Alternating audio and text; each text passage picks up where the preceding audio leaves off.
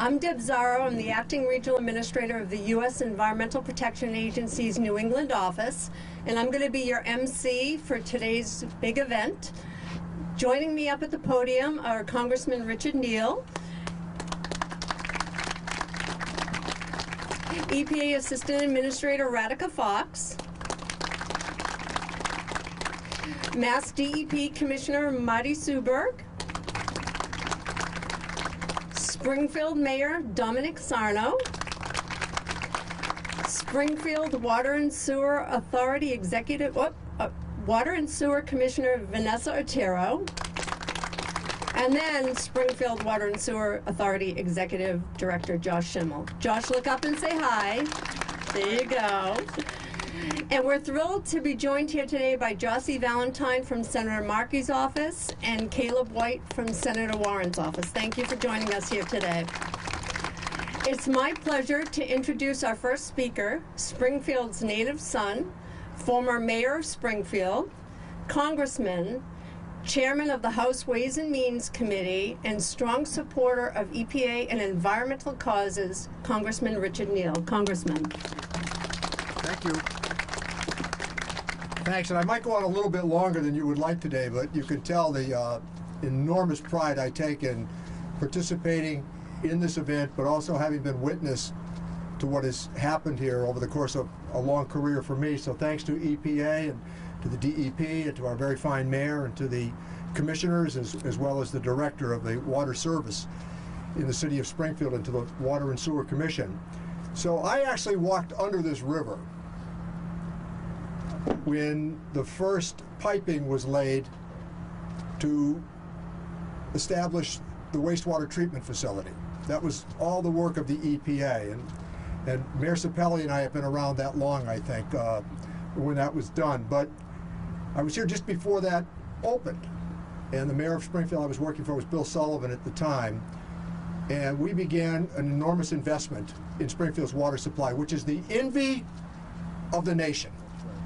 The envy of the nation. So I call attention to that because it didn't just happen. So the people with the hard hats here and the people that have been in administrative positions over the course of these decades, you have been great custodians of this legacy. And never do we take that lightly. When people turn on the water faucet in their homes, they expect that it's not going to be poisonous. And when you look at the events of Flint, Michigan just a few years ago, the grim reminder of what happened there because people tried to cut back on the costs of the system. So those who have toured the West Parish filters, and everybody ought to see it. Those who have traveled through Probin Mountain, the Ludlow Reservoir, and I'm staring at Norman because the Blandford Reservoir. Water commissioners came into me when I was mayor and they said, Mr. Mayor, we're going to sell the reservoir in Blandford. And I said, no, you're not, because I thought it was that important. And I call attention to that because the people in America, they pay attention to water when it doesn't work or when somebody gets sick. So this river, the Connecticut River, which 100 years ago meant that this was the most prosperous part of America, Springfield, Hartford, and Springfield's front yard. This river today is light years of where it was at one time when many major manufacturers up and down the valley poured just about anything into the water. Today, you come by passive recreation, and as you travel north on the river, active recreation. People can actually swim. That's the change that took place. Springfield and AGAWAM grew from the river, Mawaga. But it's still the honor of what you're doing here today. And as I looked at the survey of the River Crossing Project, the biological nutrient removal upgrades, the drinking water distribution, that doesn't just happen. And lastly, I'm going to just close. You can tell the pride that I take in what it is that you've all helped to accomplish. But the argument over clean water in America is not only just an argument for America, The reason that life expectancy in the world has increased the way that it has, if there was one issue, clean water. Clean water. The rest of the world, again, they don't have that same optimism and source of achievement that we do and what we've been able to do with clean water here in America. And I think that, just going to mention a few names to you, and I hope I don't leave anybody out. So, George Sweeney, Franny Broderick, Joe Superno, Jimmy Nolan, John McDonald. These are people, like our present commissioner, who saw this as not just a job. This was a mission to be a good caretaker of what, again, requires a constant investment, but never to miss the fact that the water that we enjoy here is in large measure to the men and women who made sure that it remained the best in America. Congratulations from the United States of America.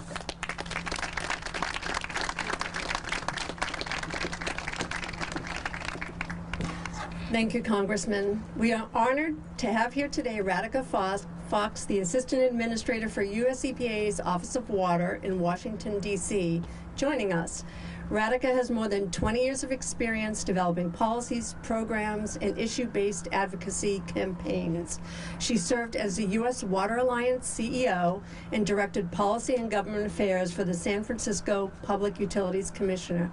Radhika, thank you for joining us today.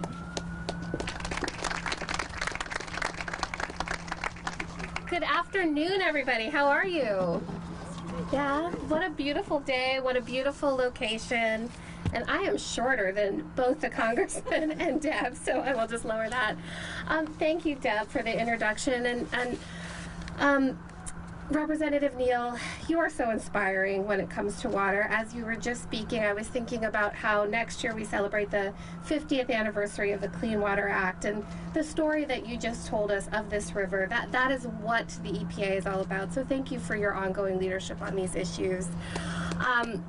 So we are here today to celebrate renewal at the Springfield Water and Sewer Commission and to announce EPA's 59th Water Infrastructure Finance and Innovation Loan. And I can honestly tell you, this is my favorite part of this job is when we get to come to a community and partner to make these kinds of infrastructure projects happen. And I really know firsthand what it's like when you're at Springfield, because as Josh knows, I used to work for the San Francisco Public Utilities Commission, and I saw firsthand what getting a WWLP loan like this means, both from a water quality perspective, from a ratepayer perspective, from a really delivering on the important capital investments that Josh and the entire team here are really trying to make. And what we know at the EPA is these types of investments in water infrastructure are one of the best bets that we can make as a nation to both support the environment but also to create jobs and set the stage for long-term economic development. And that's what Springfield is doing today with this $250 million WWLP loan. Josh tells me that the EPA's WWLP loan will allow Springfield Water and Sewer to accelerate its project schedule by 15 years. I mean, that's just incredible. It's going to create 1,700 jobs in this community, in this region, and it's going to save the residents of this area over $60 billion when it comes to ratepayer savings. So, I mean, just incredible what investments like this can do. And that's really why we're so excited at the EPA about the bipartisan infrastructure package that is moving its way through Congress with, of course, your leadership, Representative, because the EPA, should that get to the finish line, we will be investing $55 billion in our nation's aging water infrastructure. It will help make investments to deal with PFAS contamination in our drinking water and our wastewater and biosolids. It will help us make investments to get lead pipes out of our drinking water wastewater systems, and a whole host of other climate resilience investments to really make sure that our water systems are safe, they're reliable now, but also for future generations. So this is water's moment. It's something I often say. This is Springfield's moment. So I just want to say congratulations, and we're just so honored to be a part of this partnership. So thank you, and I'll turn it back to Deb.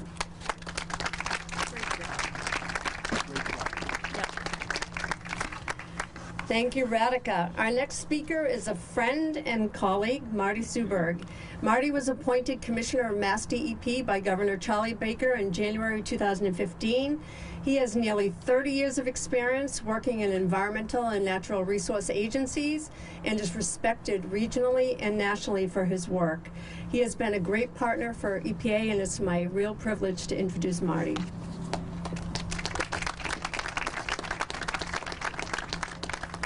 Thank you very much, Deb.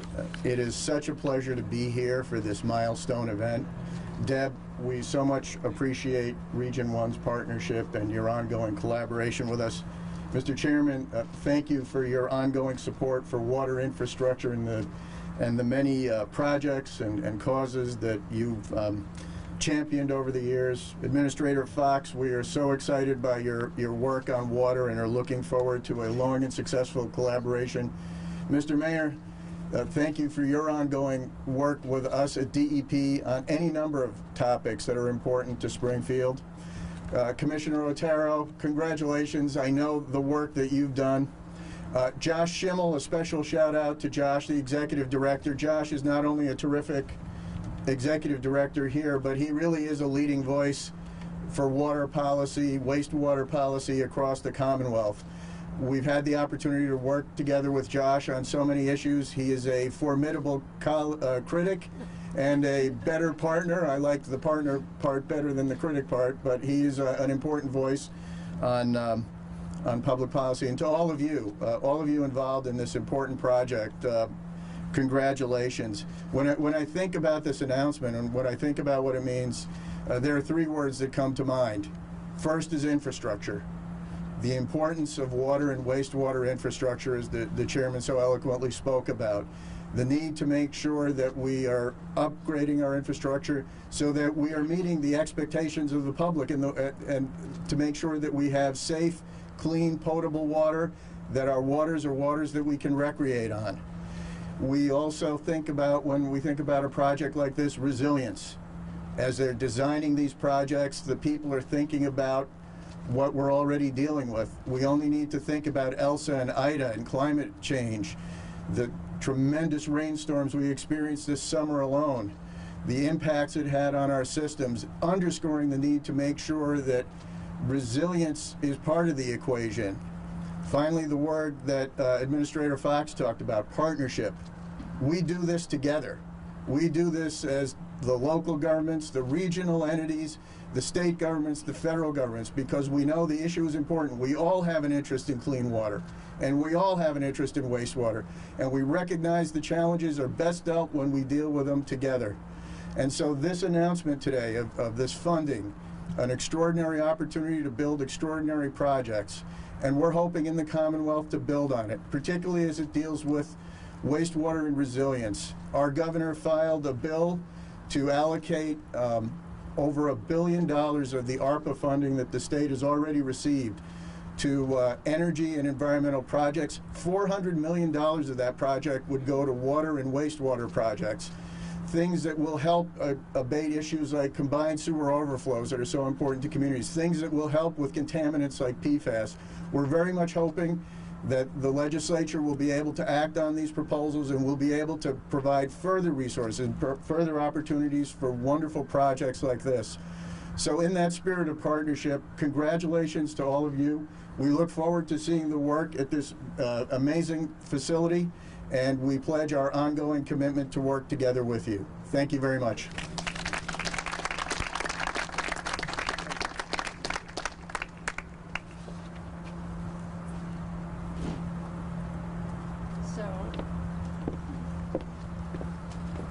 So I thought, Marty, you were going to introduce the mayor? Oh, My apologies. If you, I'm here. Mr. Mayor, please come up. Thanks, Deb. Love to have you. Thank you very much. Oh, Dulcie Doe here. Okay, I'm not going to jump in. Deb, first of all, thank you very, very much for your continued assistance. To my friend and our congressman, our chairman, we affectionately, respectfully call Richie, thank you for never forgetting your roots, your home, your district. You're such a student of history, but the bottom line is that you deliver time and time again, and we deeply appreciate that. To Ms. Fox, thank you. To Commissioner Zuberg, and that's right. A lot of times when you hear DEP, and where's Mayor Bill Sapelli, you cringe a little bit. Mayors cringe. I have a really good relationship with DEP. I just want to get that out and about for you, Marty, on that.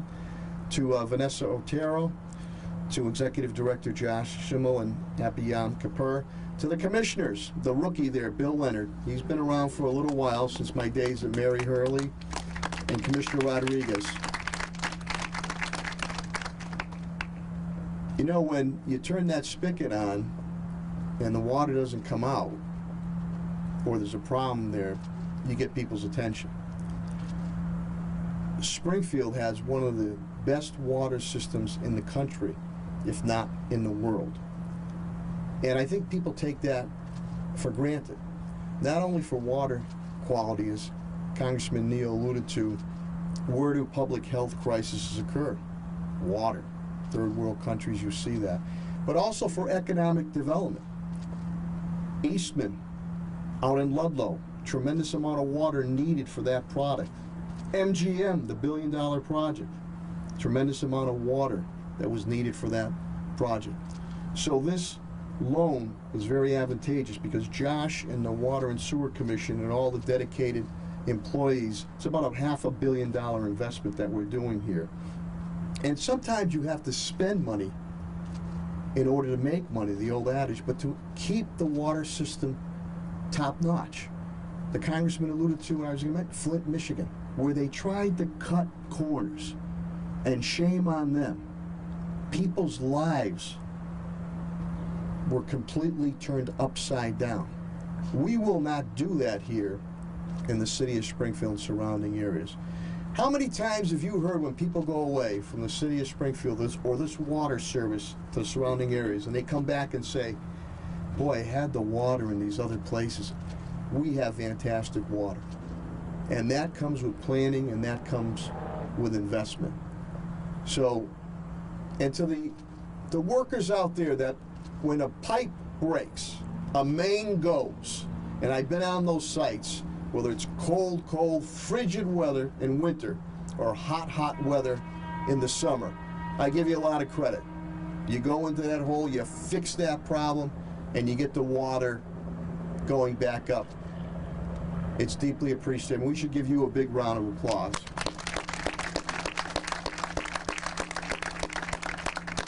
So, this is another major project for the city of Springfield and the surrounding areas, and we're proud to play a pivotal role in it. Everybody working together. Isn't this great? I mean, many times we seem like everybody's divided, right? Here, local government, state government, Governor Baker, federal government, Congressman Neal, EPA, DEP, working together. And that's how you make beautiful projects. That's how you make beautiful music. And if people that want to divide put their energies into working together, respecting each other, the sky's the limit. And with that, drink Springfield water. Thank you very, very much. Now, keep clapping. Put your hands together for Water and Sewer Commissioner, the lovely Vanessa Otero.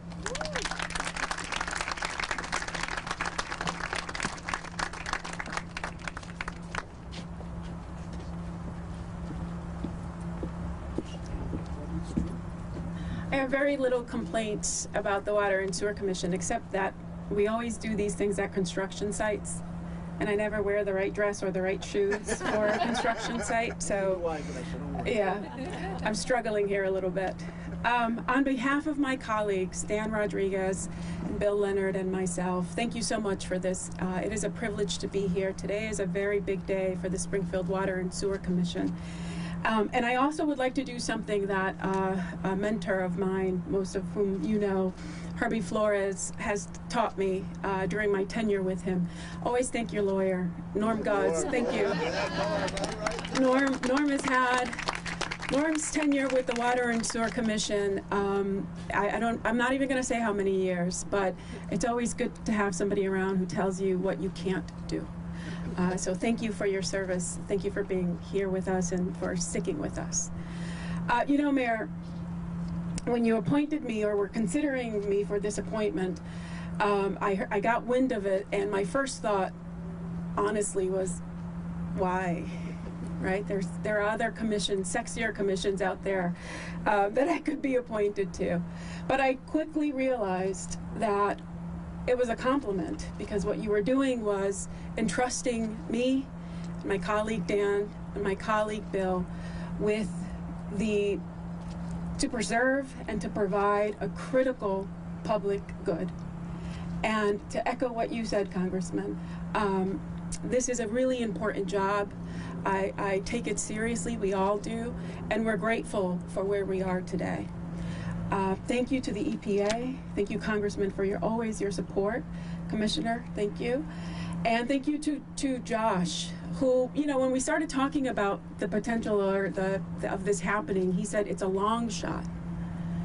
There are a lot of big cities with many more resources who are applying for this, but we think we have a good plan and we're putting an effort in. And so it makes me think of the day we hired Josh. I remember it well. The three of us sat around and we went back and forth about what we were going to do. And I knew in my heart that he was the right choice, because I remember when he used to go to the north end of Springfield and describe and talk to residents about potholes. I mean, you must know how important potholes are at neighborhood council meetings. And he did it with such finesse, and he was so patient, I couldn't believe it. And so when he applied for this job, I thought, you know, that must be a sign. This is all way too connected. And so being on the other side of this award and of that date, I realized that from that moment to this moment today, what he did was he built a team that bet on itself. That against those odds, they put their best foot forward. They made an effort to make sure that we continue to preserve this public good, this critical public good that makes the city run. I mean, I'm sure, you know, the electric company would probably think that they make the city run, but I'm going to stick to the water analogy. And so to that end, please help me welcome Josh Schimmel.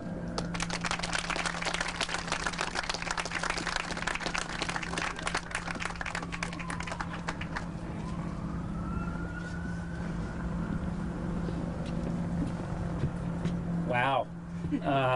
Hard acts to follow, one after the other, right down the line. So first, I want to really thank our local and federal officials for their support in getting all of this and recognizing how important water infrastructure is, and that it's essential.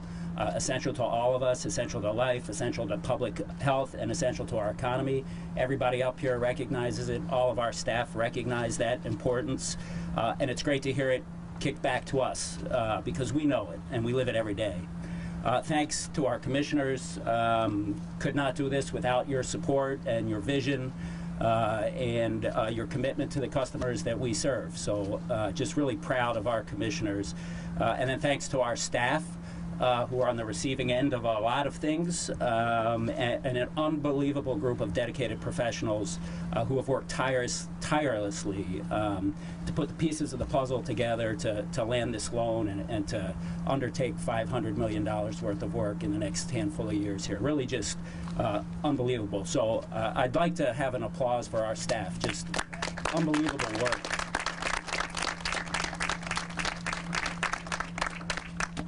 So a few quick comments. because I'm short on words.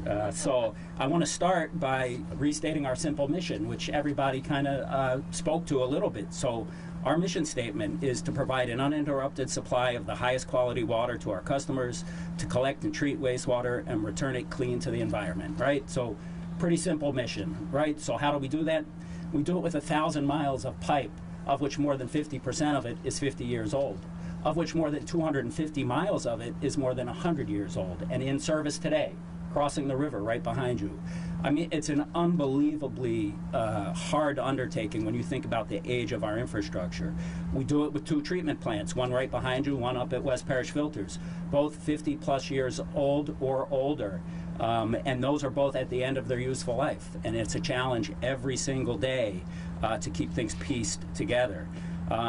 We do it with trying to keep pace with advances in science, changes in regulatory changes, with changes in climate. A real challenge for us every single day. And we do it at the same time we're trying to keep rates affordable and wisely invest in infrastructure renewal. And that's the name of the game for us. It's a challenge every single day. We spend a lot of time worrying about what's going to go wrong next and how we'll be able to afford it. And that's the plight of people in public works and in public service and in the water sector. And for the first time in a really, really long time, and I've only been doing this 28 years, but it's the first time in a generation, really, where we see this kind of opportunity to say that, hey, guess what? We can provide the answers. And the answers that will help the program that will help us, and it's going to fund acceleration, renewal of our critical infrastructure. It's going to a program that addresses regulatory compliance, a program that reduces the risk of failing infrastructure, a program that helps to make it affordable for the Commission to do and for our customers to pay for it. That's the WWLP program, and it is truly an innovative program, and it's allowing us to do more, allowing us to do it faster, do it cheaper, and truly an innovative program that we have not seen the like of in my entire career here of 28 years. So the WWLP financing has allowed us to commit to $500 million of investment in infrastructure for water and sewer in the next 6 years. A year and a half ago, that was unimaginable. We were a project at a time utility because that's what we could do. And it's this type of support from the state and federal government that allows us to engage in forward thinking and thinking about the future and reinvestment for the long haul, not just in the short term. So an unbelievable program, and I just feel lucky. Lucky that our team pulled it off, and lucky that we got the award, and we worked really hard to do it, but you know, we were up against a lot of stiff competition and couldn't be happier. So this program is going to really accelerate a 20 to 30 year capital program down to 6 years for us. And doing that just reduces risk. It does it cheaper. It's really an unbelievable opportunity for this community and for the Commission. And we're tickled pink. Couldn't be happier to be up here thanking everybody about being able to do it. And at the end of the day, when this program is complete, we're hoping there's another one around the corner. Just to let the folks know. Yeah, we're hoping. But we're going to have 2. You got a key person. Yeah. You know, he appropriates it, I can spend it. Don't worry. Yeah, but you guys keep coming with the checks, and we'll keep spending it. At the end of the day here, in 6 years, we will have reduced our risk of catastrophic infrastructure failure tremendously. We will have a new water treatment plant that will bring us into modern compliance and modern technology. We're going to have updated and upgraded wastewater treatment facilities here at this facility. We will have replaced miles and miles of pipe. We will have addressed green energy.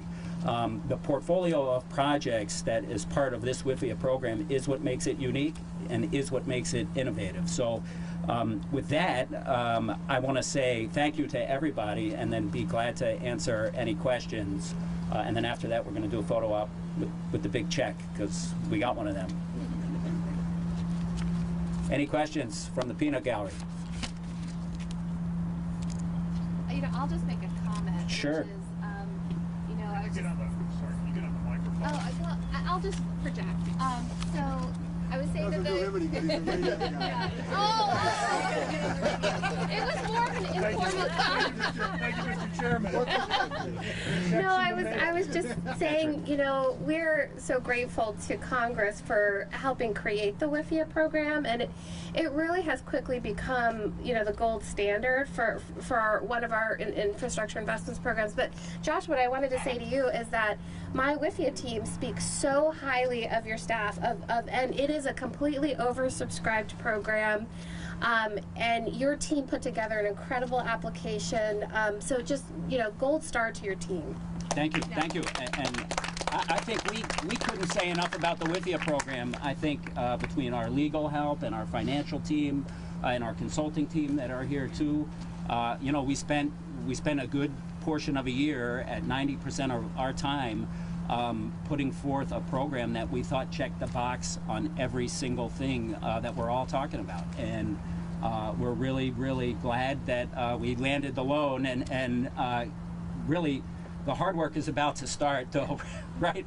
So we're going to spend out $500 million here, hopefully, in the next 6 years, and really hoping that, one, that stabilizes our rates, it improves our infrastructure, it helps the economy. I mean, it does everything. So here to EPA and the program for WWLP.